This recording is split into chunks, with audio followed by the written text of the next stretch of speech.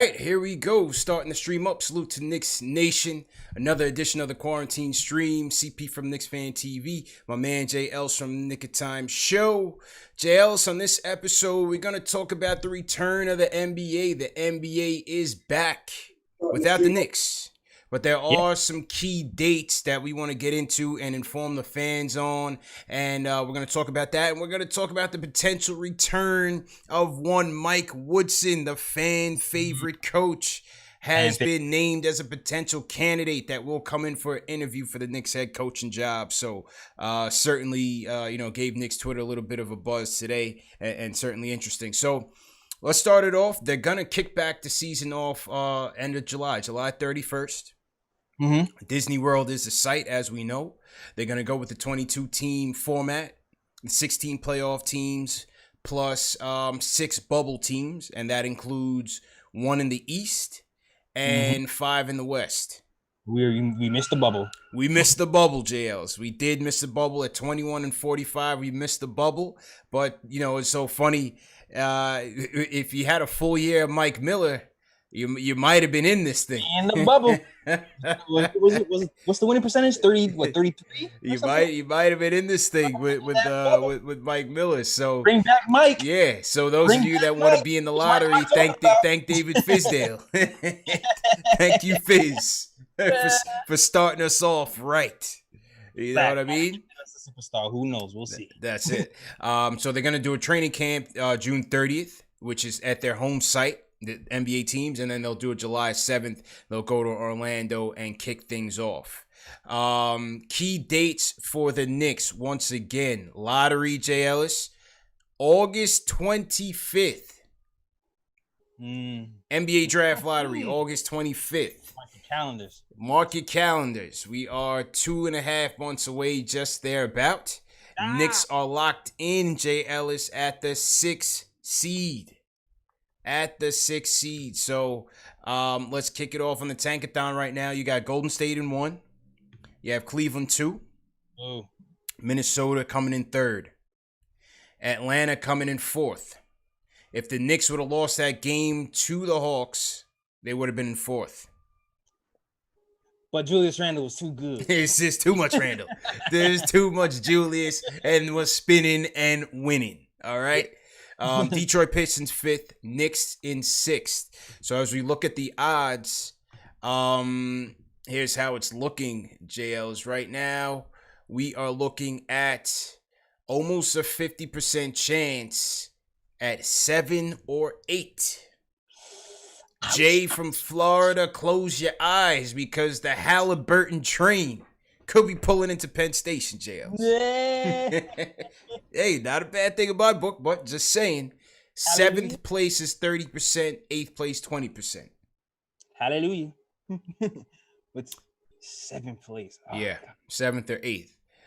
1 through 4 is basically around 9%. No shot at 5th, which is strange. I'm not sure how the mathematics plays out in that regard. Very strange. Yeah. 0% chance at 5th? 0% chance How does that work? I'm not even too sure, bro. To be honest with you, I'm not even too sure. 6th place, 8%, and then 7th and 8th is where the odds are heavy. Again, doesn't mean too much. Doesn't mean too much. Last year we surprised people, so but that's just where things are in terms of the ping pong balls. And then the remaining 8 teams that are going to Orlando, they will slot in after that, based on their record in the play-in games and in the playoffs. So those guys will slot in after that. And then remember, we also have the Clippers pick, which will factor into this depending on where they finish. So everybody should be rooting that the Clippers suck for the rest of these games. Basically, we got to root for Mook to tank it up for us, Mook. Maybe we bring him back. We need a stretch for. We need a 4 that can shoot. Yeah, Mook's been really good in New York and really bad in LA. Yeah, well, I hear that, and you kind of expected it. Now he's kind of like the 5th, 6th option with the Clippers. Had to fit in halfway through the season, so. It's rough. Definitely being utilized differently. You know what I mean? So that's that with the draft. Let's just do a quick Let's just do a quick lottery. See where we end up here for good measure. And Ah, Tankathon gave us 6th. ah. Tankathon. I feel like the last couple times we played with the SIB lottery, Tankathon, it has not moved. Stayed right there on 6. Yeah, it has not moved. And at 6, they give us Killian Hayes. You have Halliburton going 7th to the Bulls. I'm cool with that. Cole Anthony going 10th. You know, some of the names. Cole Anthony going 10th to the Suns. Devin Vassell going 11th to the Spurs. Interesting. You got Okongwu going 8th to the Hornets. Isaac Okoro going to the Wizards at 9th. We'll see. Interesting. Means nothing but just for ish and giggles. You know what I mean? Yeah, you never know. You never know. Never know. So we have the lottery August 25th. We'll see what we're going to do for that, JL. So I spoke to Macri. We're thinking if we're still going to do social distancing, we're going to do it all virtual. You know what I mean? Bring the whole group on and do a group watch party. And, you know, if things lighten up, you know, big time in the city, maybe we'll do something live. But I think leaning towards more virtual since it's two months away. Yeah, that makes sense. Yeah. Then you have the draft October 15th. All Draft October 15th. So, man, so long. Yeah. So it's a while. It's a while, man. We got, yeah. And then even longer is the fact that you have, they're thinking free agency tentatively will be October 18th. Training camp tentatively November 10th. And opening night next season tentatively December 1st. Remaining fluid on that note. So we always thought about that December delayed start for the next season. So you could be looking at 6 months from now to the next Knicks game, man. I'm hurt. I'm telling you. I'm telling you. So yeah. Of no Knicks basketball. I mean, I'm glad we don't get the chance to move up in the standings and mess something up. But still, just the fact I don't get to see my team play hurts a little bit. Not gonna lie. Gonna be rough. It's certainly gonna be rough, man. But we'll get through, man. This is the number one show for the fans by the fan, JLs, as you know. So don't worry. You know, we always make the proper adjustments. The family's always in here. We're always talking Knicks.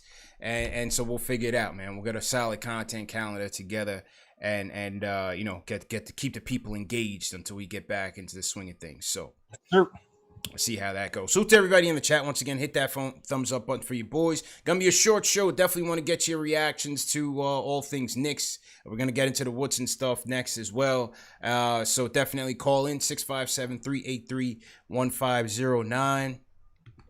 A couple other things, Shales. Super chat has come in from Alan Berman. He says we're going to add LeVar to the head coaching list after we trade up to get LaMelo. He says Obi's still my guy too. Hope he's there when we pick.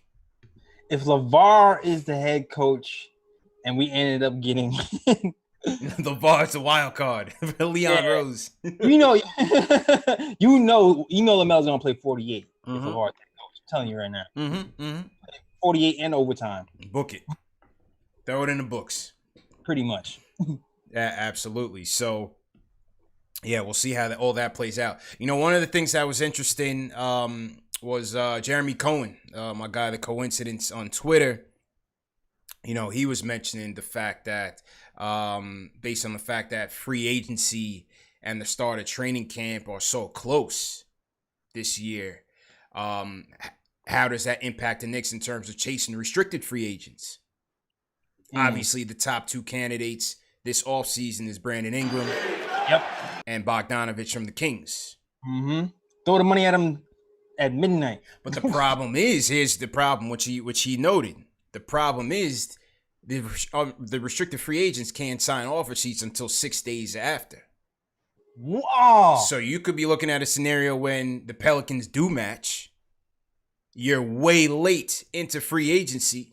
And your money's all, your money's all tied up. So then you have unrestricted free agents that could be off the board. That's too much of a gamble. It's too much of a gamble. It's not worth it because these guys are going to get matched anyway. Damn. So why do they do that? They do that to help the teams? It's a short window. If you're trying to get a December start and you're gonna basically finish a portion of the regular season now in July and the end of July. Remember that. So you're in August. The clock is ticking, man. You're in a crunch. That sucks. Yeah, you're in a crunch, man. So don't want to do no handshake deal because we might end up getting hit. You get burned. You're definitely gonna get burned. Like when Marcus Morris came to us, and the Spurs ended up trading one of their guys to the Wizards, and getting burned at the end. Yeah, we don't want that. Nah, you don't want that at all, man. So restricted free agency could definitely be impacted there. I'm going to shout out some more super chats. Angel Rosario sent us a $10 super chat, JLs. He says, best show on YouTube, hands down. Salute to Angel. Peace. He says, NYK Knicks tape all day, every day. Halliburton over Melo at all costs. So he's going the safer route. Okay. All right. Kaiser Sose 718 sends us a Black Lives Matter super chat. Salute to Kaiser Sose 718 for sure. And shout out to Louis Luck. Louis Luck sends us a super chat. He says he wants to hire Fizdale again just to fire him. All right. Appreciate the super chat. Either way, man. But JL, speaking of coaching, I mean, what was your reaction when you heard that Mike Woodson was going to be a candidate? I was like, wait. Yeah, I couldn't believe it. I couldn't believe it. I'm just like, okay, well, is this a formality? Is this are we just going through the motions? He knows a guy, maybe it's just a favor.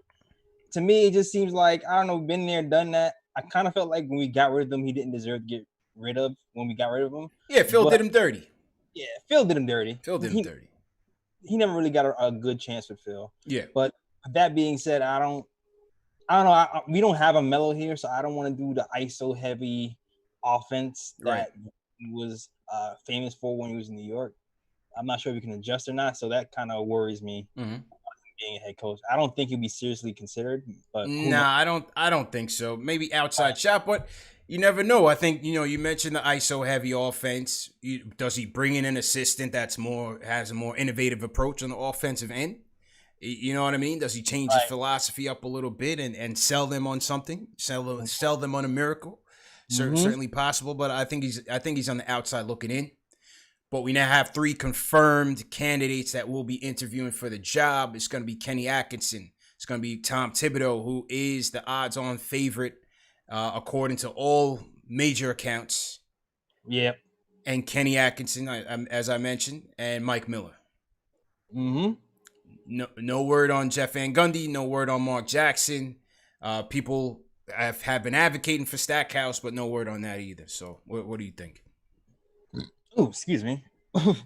Well, yeah, like I would love Jeff Van Gundy, but after talking to Charlie Ward yesterday, Charlie just threw all the water on those flames, boy. It was just like it took him a few minutes to say, but really, yeah, he pretty much said Jeff wasn't interested. Yeah, he's like, he pretty much in lesser words, just like, yeah, that ain't it for Jeff right now. Yeah, Jeff. He was like, Jeff has turned down some situations he felt like wasn't right. So I was like, yeah, and I heard that Van Gundy interview with Charlie Ward on Charlie's Chalk Talk series, and I thought the same thing. Van Gundy was basically saying that he's had opportunities in the past that he passed up. And he's had other opportunities that he was interested in and it never worked out. And basically he said when the timing is right, when the opportunity is right, he'll jump back into it. So, again, I've always questioned whether a rebuilding situation was what Van Gundy was truly looking for. Probably not. And I just don't see it. Yeah, when you think about the way he left, you would think that a rebuilding situation isn't what he wants because of the way he left. But you just know he can still coach his ass off. So you hope that he changed his mind, but it is what it is at this point. For sure. And if he was serious, right? Let's say if he was serious, how would you rank him? How would you rank Van Gundy, Woodson, Thibodeau, Atkinson, and Miller? How would you what order would you put those 5 guys? For me, it's Jeff, my guy Jeff 1. Miller 2, Atkinson, Tibbs, Woodson. Tibbs, Woodson.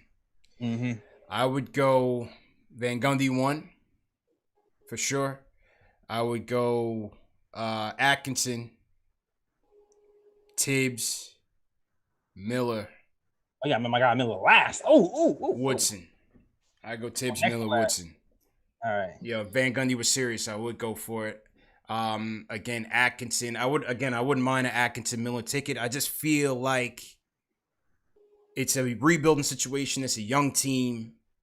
I want to go with a younger duo or a younger coach. Rare. That's just gonna build with the team. I don't see Van Gundy, Tibbs, nor Woodson as rebuilding type coaches. I just don't see it. A long haul. In your 4 or 5 year window, I don't see it. I would see it if Van Gundy wanted to do it. Just from the comments I hear from young players from the Team USA. The Team USA wins that he was talking about a few years ago. He heard a few players keep saying that his coach is asshole. So just based off of that, in my opinion, for Jeff and what he's done, I would have him 1. Miller, Miller 2 because of consistency. I feel like he did have a few shortcomings coming into the season, but you still can't ignore the win percentage that he had with the same team that Fizz had. And I felt like some of the young guys were coming along towards the end. And I feel like coming into the season, having a voice that was already there, having some of these guys know what they already have to work on because the same voice is back from last year. I think that would help us. So that's why I would say Miller 2. And Kenny 3 because young coach. I still have questions about him adjusting, but I would just have him 3 just because of the Miller connection with the young Knicks already. Yeah, I hear that. Let's go to the phones. Let's go down south of Florida, man. Ronnie Mack, you up, man? Okay. Yo. All right, Ronnie, you gotta call back in when you settle, man. You sound like you was at the beach or something, JLs. I'm kind of jealous, man. Ronnie was enjoying some sea breeze, man. Ronnie, you gotta check back in when things calm down, man. Kev from Mount Vernon, you up next. How you doing, bro? Yo, what's going on, fellas? How you doing, bro? All right. I just wanted to know if you guys know any information. I don't know if you talked about it or not. But with this expanded playoff play-in situation, are those teams excluded from the lotto? Yeah. So basically, well, if they don't make the playoffs, they're gonna slide in based on record. You know what I mean? So they'll be in the lottery, yes. But obviously their odds of getting to so they slide back in. They're going to slide back in, but under 8, and they're going to fill in based on their record, on how they finish. So it's the same difference. Yeah, it's the same thing. It's going to be the same thing. All right, man. I mean, look, man. I'm out here. Let's go Knicks. I'm Team LaMelo. All right. Still there? Hello? All right. I think he just dropped the mic on us. All right. Appreciate the call, Kev. Appreciate the call. Let's try Ronnie Mack again, see if he's ready this time. Ronnie, you there, bro? Hello. Ronnie going once? Still on the beach. Yeah, Ronnie's still. You hear me? Yeah, loud and clear. Go ahead, bro. Go ahead. Yeah. All right, cool. So, all right, I'm going to put my 2 cents on Woody. I think Woody is kind of overrated. I think that team that he had first, it basically had a coach on the field with Jason Kidd. And you had veterans like Kurt Thomas, Kenyon Martin. I mean, Rasheed Wallace didn't play much. You have Marcus Camby. I mean, those guys was coaches on the field. And his track record is just to the second round in it. He doesn't really make a lot of good adjustments. His rotations was tight. He wasn't very good for rookies. Remember what he did to Iman Shumpert? I don't know if you guys remember that. I think he broke the kid's confidence and spirit. Iman Shumpert, to me, was not really the same after dealing with Woody. Also, if you watch defensively, he likes to switch on everything.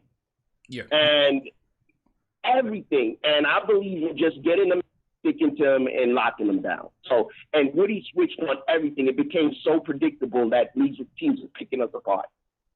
And also, too, so he was terrible with that. He was terrible in rotations. I'll also give you guys my pick. I would go Miller, Jeff Van Gundy, Tibbs, Atkinson, and Woodson last. That's my. I think we should just stay the course with Miller, give him a training camp. Mm-hmm. If he would have had a training camp, we would have been further ahead and probably competed for a 9th seed or 8th seed. So I just wanted to give that to you. I'm always bigging you guys up and spreading the word for you guys. Peace, Ronnie. Appreciate it, man. Appreciate it. Woodson, remember Woodson took over for D'Antoni. 109 and 79 for Woodson. 581 percentage. Obviously, a lot of that was helped by the 54-win season in his first full season. Go ahead. He had a decent win percentage too after Mike D'Antoni left when he took over the end of that season. Actually, then they made the playoffs. Mm-hmm. They made the playoffs that season. 5th in defensive rating that season when he took over in the interim. 18th on Knicks tape. And 24th when he went 37 and 45. They tried to make the playoffs. They almost did and went 12-3 down the stretch, but lost some pivotal games and didn't make it. And then Phil gave him the axe. I gotta go back and see how he worked with Shumpert though. I don't remember exactly what the deal was with Shumpert. I don't know. I think number one, I think the ACL injury hurt Shumpert, and it's not like he was just lights out when he went everywhere else. He became a solid role player for Cleveland. He went to Sacramento, went to Houston, didn't really say much. I don't think Shump really improved his game overall after that injury. Yeah, and what I always say with Shump is I always felt like I feel like injuries ruined everything for Shump more than anything. Because I felt like every time Shump got comfortable and I thought the shot was starting to come and the game was coming along, he would get injured. And I felt like we just reset again. Yeah. And then work his way back and then get injured and reset again and work his way back. It was just like a cycle. I agree. On the switching, I saw people kind of, complaining about that again today. I think it's the same thing with Fizdale. I think teams in the NBA switch, bro. Whether it's on the screen, off the screen, like teams are still switching.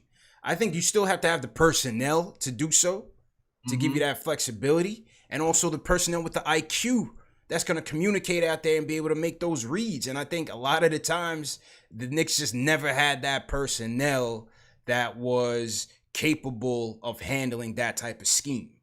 Yeah. And they got exposed in that way. There's a difference, though, between switching and being over-relying on switching. Yeah. Because when we were over-relying on switching with Fizdale, we got burnt. To the point where I just remember the Brooklyn Nets just killed us by, taking Frank off of Dinwiddie.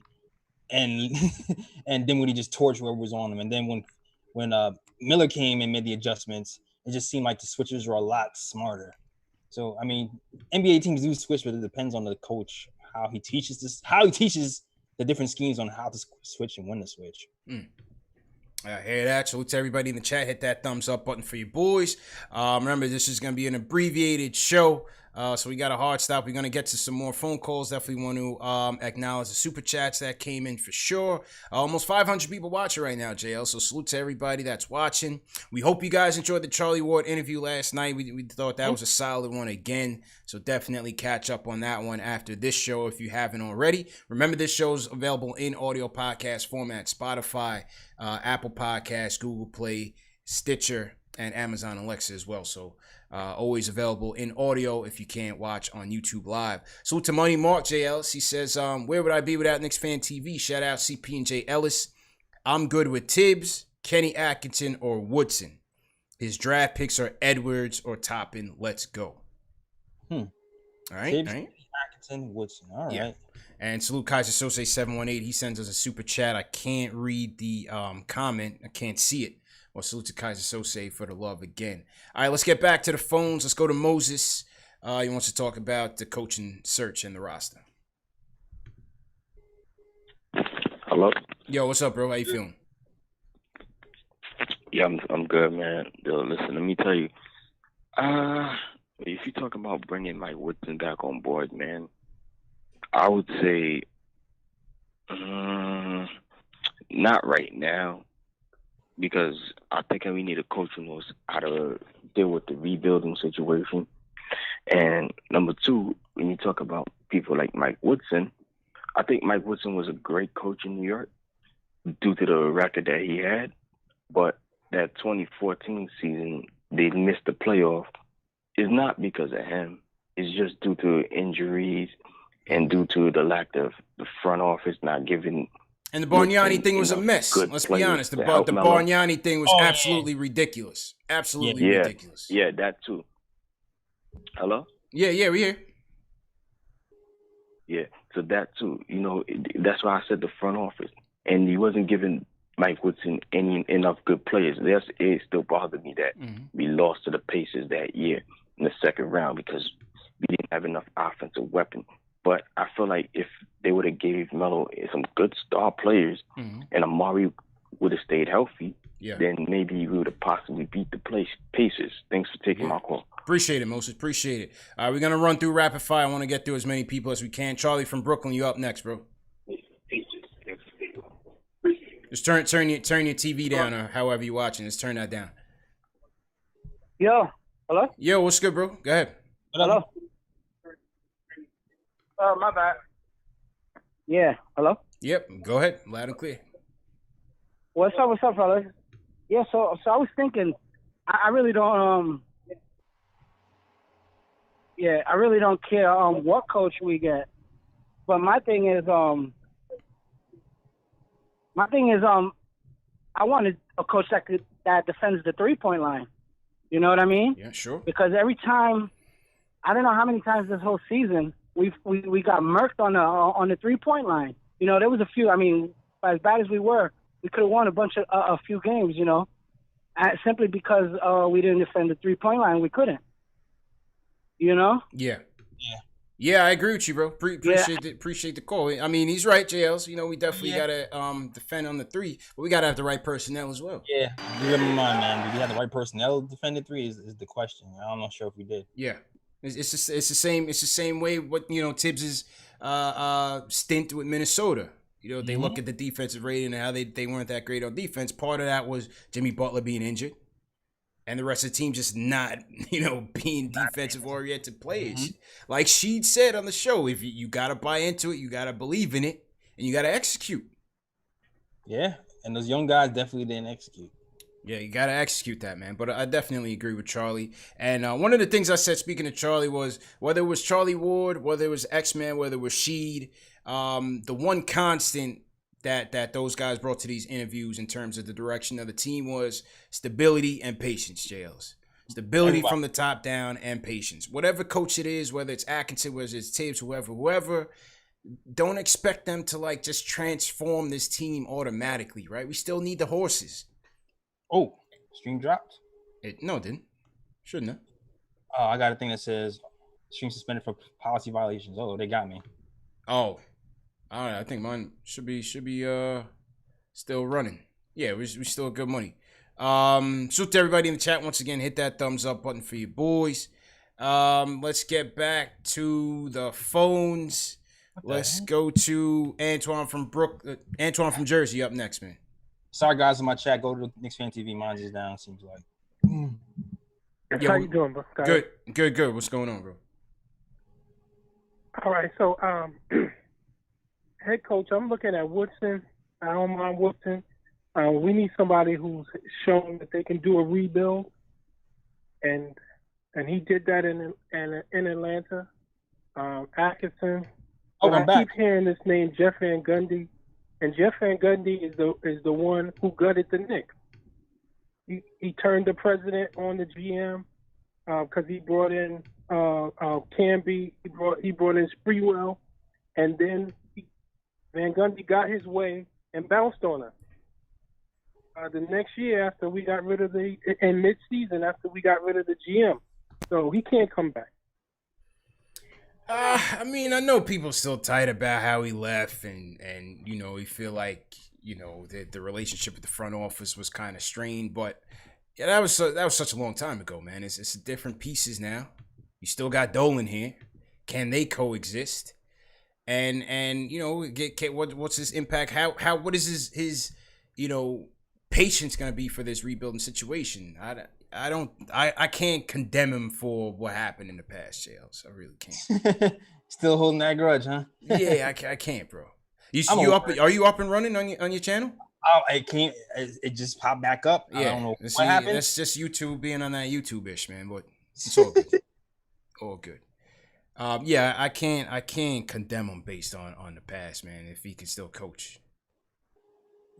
Yeah, me neither, man. I'm over it right now. He's still New York to me. If he wants to do it, he can do it.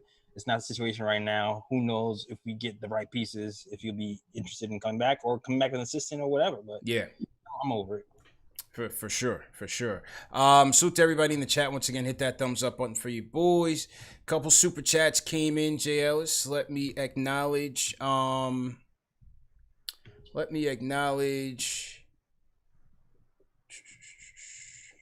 DS Piz 35. He says, bring in Herb Williams. He's got all the good stories. So DS Piz 35 wants us to bring in Herb Williams. AKA School. Remember when Herb Williams was just everybody kept him no matter what coaching regime took over? Herb knows where the bodies are buried, man. I think DS Piz is on to something, bro. Herb knows where all the bodies are buried, man. That guy survived like 27 coaching changes. Yeah. It's like a word. Yeah, man. I remember one time, man, I was when I was living in the A. And I went to the W Hotel. They used to have like happy hours on Friday night. So I used to pull up over there and I was walking through the lobby. I just see Herb just chilling in the lobby. You know, I think it was his wife or whatever, just macking, you know, like Billy D. Williams. I was like, yo, Herb, what's going on, man? Oh, man. Yeah, Herb was out there chilling, man. Yo, before I even, back in the day, back in my day, I used to like get tickets and sneak up to the front. Mm-hmm. When they used to let you do it, right? When you used to get away with it. Yeah. And I saw this woman, she was looking fly. I was like, yo, who is that? Mm. I'm looking at her and I realized, that's Herb's wife. I was like, oh. Yeah, don't sleep, man. I was like, oh, my bad, Herb. Herb is a G, man. Do not sleep, bro. Do not sleep. All right, couple more calls before we get out of here. Delano's going to be the closer, but let's go to Greg from New Jersey. How you feeling, bro? Yo, what's up, Ellis? How you doing, man? I'm good. Hey, man, to be honest, man, I'm good on Woody, man. Woody had a squad. The thing is, I'm as upset that it makes me to say this. I want Kenny Atkinson. Kenny Atkinson has a proven track record of developing young talent, and he has an active pick against Brooklyn, which is great. Mm-hmm. You know, I think he still has something to prove. And the Knicks have a bunch of young dudes who they need to see who's good and who needs to get out of here. And I think that even I was on for Tips, but I think I'm more for Kenny Atkinson and then Thibodeau, just for his track record of developing young players. Okay.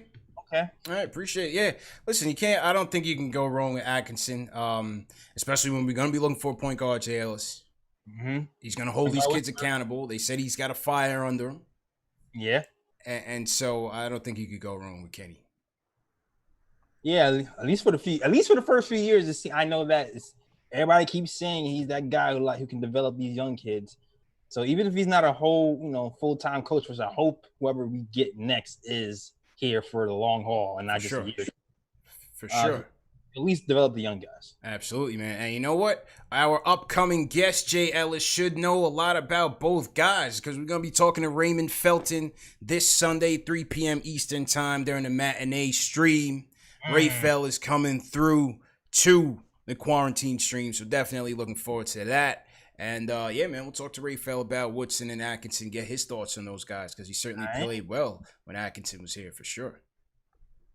That's what's up. All right, let's get to the closer. Delano, what's going on, man? How you feeling? What's going on, man? Salute to everybody in the chat, man. Salute to you and Jay Ellis, man. Yes, I appreciate y'all doing this. First off, I want to say the show yesterday was a fantastic show, great interview. Charlie Ward was an amazing guest, and very much appreciated all the things that he contributed story-wise and, again, in hindsight to the Knicks.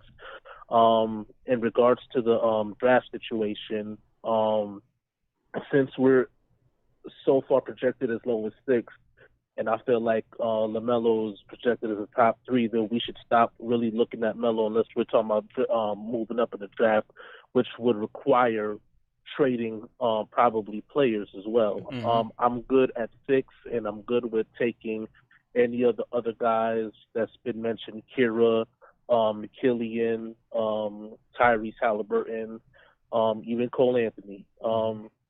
I feel like, again, this is a point guard heavy draft, so we don't have to focus solely on LaMelo Ball or we missed the boat kind of situation. Mm-hmm. And as far as the coaching goes, I personally feel like Mike Woodson is a good coach, but I feel like him and Tom Thibodeau is basically in the same realm as far as they would be the most effective if we had a veteran group. I don't think that with a young core they would be as effective, and I think that would be a stain on their coaching and their leadership, and I don't think that'd be fair because I'm not a big advocate of Tom Thibodeau getting this job for that reason.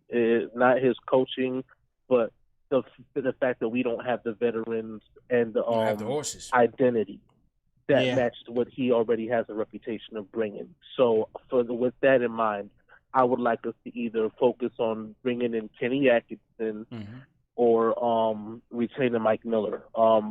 Kenny Atkinson would be my first choice, and hopefully him retaining Mike Miller in a capacity on his staff, or give Mike Miller his a fair shake. And I appreciate you guys for taking my call. Appreciate it, bro. Appreciate it. I agree with him. If we end up with 6, the cost for LaMelo is going to be a little too high, bro. I think. 6 is going to be a monster. So, I would certainly want to stick it out and see if we can, I think that we can still get a quality role player at that slot at 6. So we'll see how it works. Jay Boogie, let's hear from Jay Boogie, man, because he's been holding us down for a while. So let's close with Jay Boogie. How you feeling, bro? All right. Shout out to you, Jay. Hello. What's good with everybody? Everybody good and healthy? Can y'all hear me? Yeah, man. What's going on? Hey, yo, I'm an old head. I go all the way back and all that, but I'm gonna tell y'all real facts. I don't want none of them old jokers on the roster. Bring in Stackhouse, Jay Boogie, one Stackhouse, man. I mean, all them guys been spoon fed, man. When Woodson came, he was spoon fed, had a roster. Thibodeau been spoon fed all his life. You know what I'm saying? Van Gundy was spoon fed. He had a roster when he came. We need somebody that could grow up with these young guys, man. I don't care. You know I'm a Stackhouse fan, but I don't care who it is. It's got to be somebody young that can relate to the young guys, and the young guys will want to relate to them. And then we got to think about who want to come and sign with us, man. Some of these guys don't want to come sign with Tom Thibodeau, man. And the industry, you know that, but they still keep promoting that guy, man. It's simple mathematics. I love Nas. I love Hov. I love all that old music. But you don't hear these young guys playing that in their cars and stuff like that. You don't hear that, man. But we got to relate with what relates, man. Peace and love, man. Y'all guys keep doing what y'all doing. I love y'all, man. Drop the mic on him. Yeah. Hey, he's not wrong, man. I play Jay. I play. I got my whole mix on Spotify right now. Yeah, man. I have trouble getting into the new stuff. I can't lie, but I hear him though, JLs. I hear him. He definitely wants somebody that's gonna be able to relate to the young guys. Right. Have them run through walls for Tibbs is gonna be questionable. We're hearing Tibbs is the odds-on favorite, but he's gonna have to make some adjustments in the way he communicates with the young players. I don't know if Kevin Knox is gonna be open to the MFers and all of that. I don't know. How is that gonna affect them. I don't know, man. I'm not sure. RJ can handle it. RJ's solid. He can handle it, but I feel like RJ. If you scream at RJ, he's gonna drop 50. I feel like yeah. RJ will be motivated. I think Mitch will be all right, but I can't speak for the other ones, man. Can't speak for the other ones, but good show. Salute to everybody once again. Good show. Had to wrap it up. Gotta take care of a few things. JL's on the youth. Mitchell Robertson, Young Money Mitch, 74% field goal percentage, still hanging on. this season ends and it could be his, man. Could be his all-time field goals record. Well, I'm not sure who's even close. I should have looked that up before we came on. But Money Mitch, 74% field goal percentage. Let's get it going. Take it home, Mitch. Give us something. Give us a W or something for the end of the season. Win that next year, and then next year you can mess it up by shooting threes. Yeah, exactly.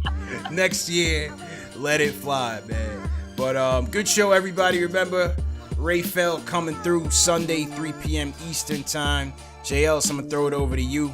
Go ahead and close this out, man. You know the drill. Definitely check out the last episode of youtube.com/show. It's not gonna be an episode this week. I was trying to get it to happen, but it's just too much going on this week. So we'll reconvene next week for the next episode of the Nick of Time show. Also check out the blog on youtube.com on nickoftimeshow.com, and also check out the old episodes on SoundCloud, iTunes, Google Play, Stitcher, and all that noise. That's all. Back to you, CP. Sure. Good stuff, JL. Said great job last night on the award interview. Salute to everybody once again. Almost 500 people watching, JL. So a lot of people want to tune in. You know, we're 6 months away from Knicks basketball. But make no mistake, the number one show for the fans, by the fans, are going to continue to give you guys the best content there is on the NBA stratosphere. Make no mistake. Tell a friend to tell a friend. Share these videos. Very important. We appreciate all the super chats, especially during this time. But as I always say, there's free ways that you can support us. Hit that thumbs up button for your boys. Like and comment also below. Also goes a long way. Sharing these videos. And the fourth way, subscribe. Subscribe to the channel. It's all free. Subscribe. Hit the notification bell so you don't miss anything. And yeah, man, definitely appreciate all the mods for coming through once again. Be safe out there in the streets, of course. You're protesting out there, protest safely. Be careful how you're moving. The Shells appreciate it. Everybody appreciate it, man. Pranav always appreciate it. John Talento, all the regulars, New York guy. Who you want to shout out, bro? John Talento, because chat hop. Yeah, he's always in every chat, man. Yeah. Shout out to you. Fritz, of course, always holds me down. Alex, Ricardo, Custer, March Jetson. Now he actually can't speak. Mars Jetson, not Mark Jackson. No, make no mistake. Not Mark Jackson. Mars Jetson. Could be a Mark Jackson burner account. You never know, man. Never know. And also shout out to Carmen Goldberg and Shooting Stars 24. Yeah, sure. There was somebody who came in. I looked in your chat. They said they were new, but you probably got to scroll all the way up. Oh, okay. Hold on. Yeah. Salute to them. Matt Vasquez, appreciate it. Delano, always appreciate it. Pranav, Derek McFadden, appreciate it. And yeah, man, that's Sunday, Raphael, Sunday, 3 p.m. I'm looking forward to that one. Make sure you guys catch up on the content. If you click on the eye icon in the top right-hand side, you see the video that we did on Kenny Atkinson from a Nets fan perspective. I got the Nets fan perspective on Kenny Atkinson.